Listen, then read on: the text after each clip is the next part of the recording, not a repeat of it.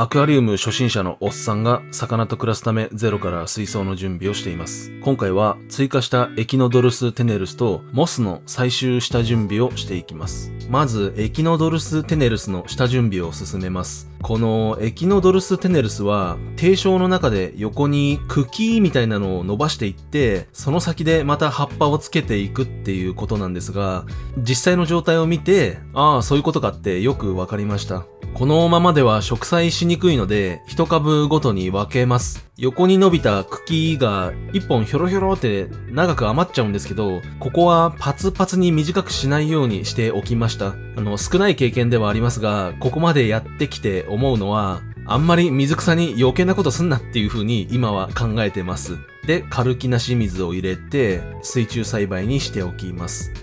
そしてこれは少し前からやっていた作業なんですけど、定床に5センチくらい水を入れて、それをまた抜くっていうのを週に1回くらいやってます。変な成分が下に溜まらないようにっていう感じですが、あんまり意味ないかもしれません。で、画面のような感じで水を溜めて、砂利をすすぐようなイメージですね。で、この映像を撮ってる時に気がついたんですが、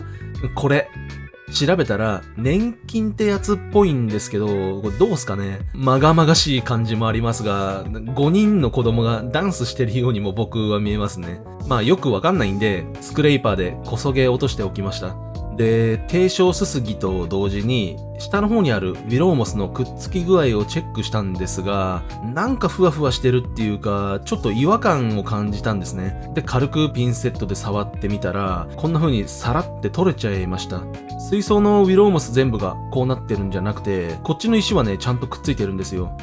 で、ピンセットで撫でてみても全然くっついてる感じがしないんで、これはかき集めて取っちゃうことにしました。水槽の中全体で4箇所くらいこうなってるところがあって、くっつきづらい素材なのかなって思ったり、光の具合とかが悪くて成長がすごい遅いのかななんて考えましたが、そもそも貼り付けた場所自体があんまり気に入ってなかったのもあるんで、躊躇なく剥がしちゃってます。この流木の根元とかもそうですね。ご覧の通り、撫でただけで剥がれちゃいます。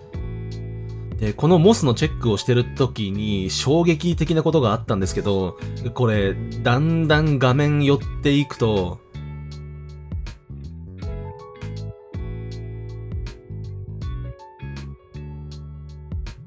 キノコですね。なんでしょうね、この感じ。これ見て、やったーとか全然ならないんだけど、生命の息吹みたいな感じもするし、でもなんかしょっぱいっすよね、これ。これ取っちゃいますね。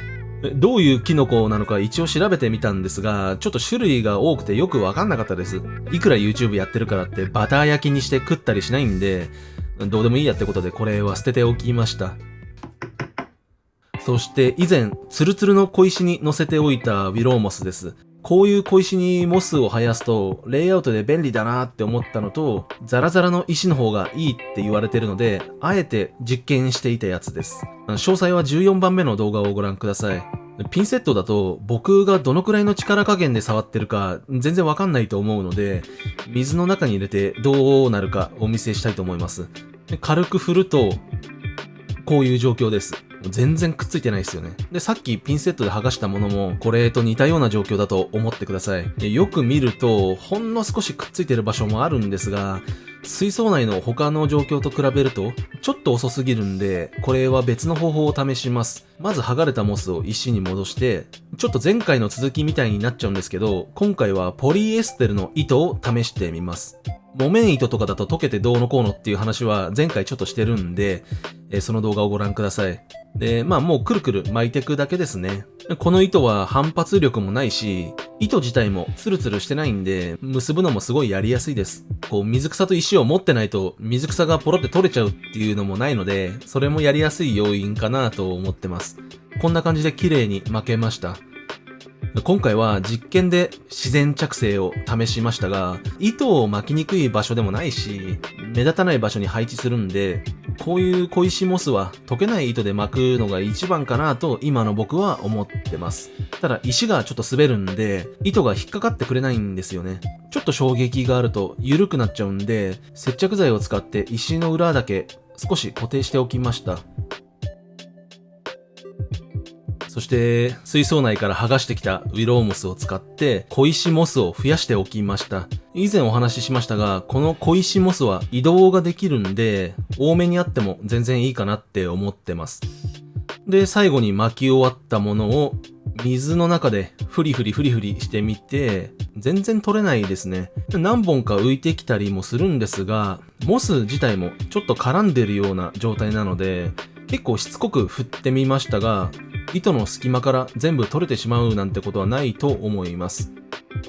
で、こんな感じで作業完了です。で、これ以外にも5、6センチくらいある小石にも余ったやつを巻いておきました。そしてミスト式の状況です。こちらがモスを配置してから25日後の映像なんですが、以前紹介した通りくっついてるのに加えてかなり量が増えてきたと思います。で、開始時はまばらなのが、今はかなり苔むした感じになってきてますね。で、これも以前説明しましたが、モスがブランチウッドごと苔むすようにしたかったっていう僕の理想通りになってます。やっぱ広がってきたプレミアムモスもすごいいい感じですね。いろいろどうなるか不安でしたが、本当に理想通りになってきてて、僕が考えてるデザインにどんどん近くなってます。これも写真とちょっと角度が違いますが、いい感じになってきてます。本当に嬉しいですね、これ。こっちのウィローモスの方もかなりワシャワシャ伸びてきてるし、こっちはしっかりくっついてくれてます。これはうまくいってると考えて良いと思います。